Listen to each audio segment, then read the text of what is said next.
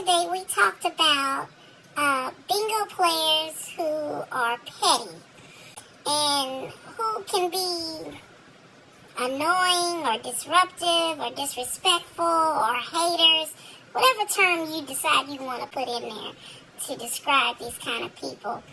But these people normally don't have bingo etiquette.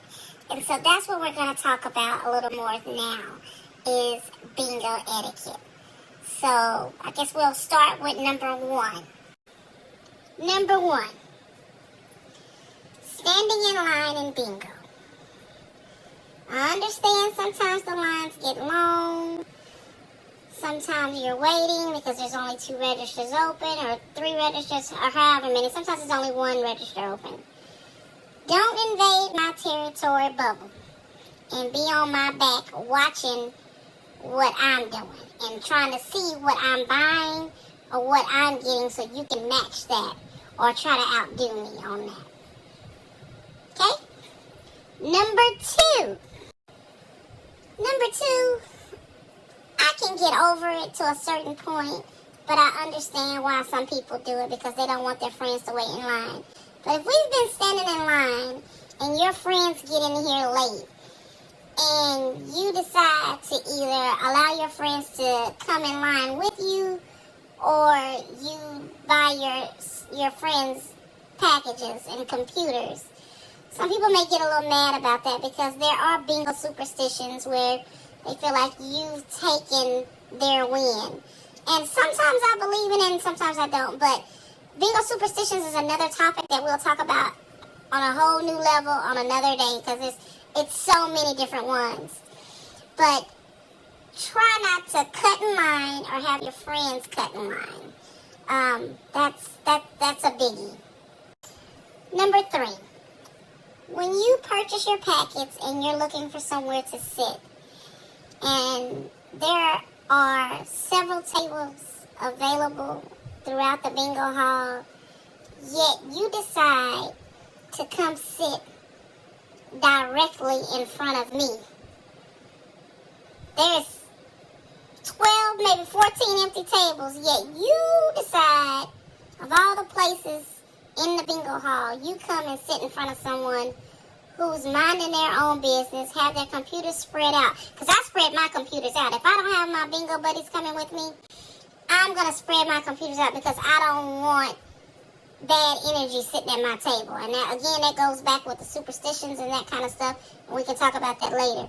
But don't go and sit in front of someone else when there's other tables available. Unless you know that person and they say, hey, sit here. Number 4. And this may not be for everyone, but because I usually sit in the front by the caller stand so I can see the balls, and that's the reason why I sit in the front, because I like to see the balls. But if someone is sitting at the table in the front, which it always is, and you want to come look and see what ball is coming next, I have no problem with you getting up, coming over to glance and look at the ball. But if you come and you stand in front of me to look at those balls and you don't move, I have a problem. Now, one of my dear friends, one of my bingo buddies, she does it all the time, and she don't really care if I don't want her to do it or if anybody don't want her to do it. She's still going to go up there and stand and wait for her balls to come out. But, again, that's something I don't like. So that's a biggie. A lot of people that sit up front who are waiting to look at the balls don't like that other people are coming up and just standing there. If you just come up and glance or check and then move out the way and then come back and check or lean over, that's fine. Just don't come and stand and block everyone else's view. Because the whole point of us getting there early and going through the fights over the tables is to be able to see the balls. So, don't do that. And in reality, some bingo halls don't even allow you to go up and stand there and watch the balls. Some bingo halls don't even allow the callers to speak or talk to anyone other than the manager or other co-workers. There's other reasons for that, but we could talk about that in a whole nother confessional. So, my very last one, and this is the one that drives me insane, and you see a different side of me when this stuff occurs. Now, number 5 is the one that I have zero tolerance for. And if you do it, it sometimes sends me in a fit of rage to where my friends be like, settle down. I am a pull tab player. I buy pull tabs. I'm a pull tab snob. I actually have a shirt that says I'm a pull tab snob, thanks to Miss B's Custom Tees.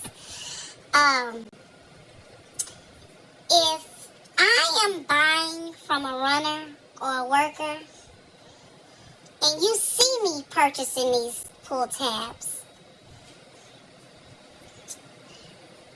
I don't understand what the rush is, because you can't wait until I'm done.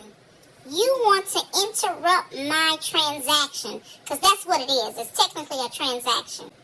9 times out of 10, you've been watching what I'm buying, so you try to come in and squeeze in and get the tabs that I'm purchasing because maybe I haven't gotten a horse yet, or something to that effect.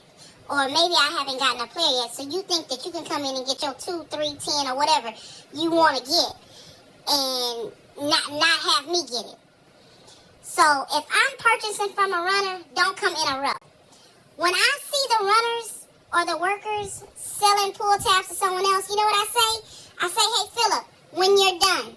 Hey, Damon, when you're done.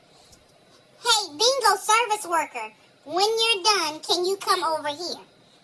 I don't go and interrupt. There's no need to interrupt. If I'm in H-E-B, and for people that's not from Texas, H-E-B is one of our great grocery stores that we have. If I'm in H-E-B or Target, because everyone knows Target, and I'm in line and I'm checking out, you don't go around me and come put your stuff in the middle of what I'm purchasing, right? They still ringing me up. They're still scanning my stuff. So that's what I'm doing. I'm still scanning my tabs to buy my stuff. So don't come interrupt me. Don't do that. And you got people that watch you and want to get your stuff. And I don't like that. Now, see, I done got mad already. Now, I'm trying to bring it back down a notch. I got to bring it down. I'm taking it down. But that's one of my biggest pet peeves. Have some kind of bingo courtesy or some bingo etiquette.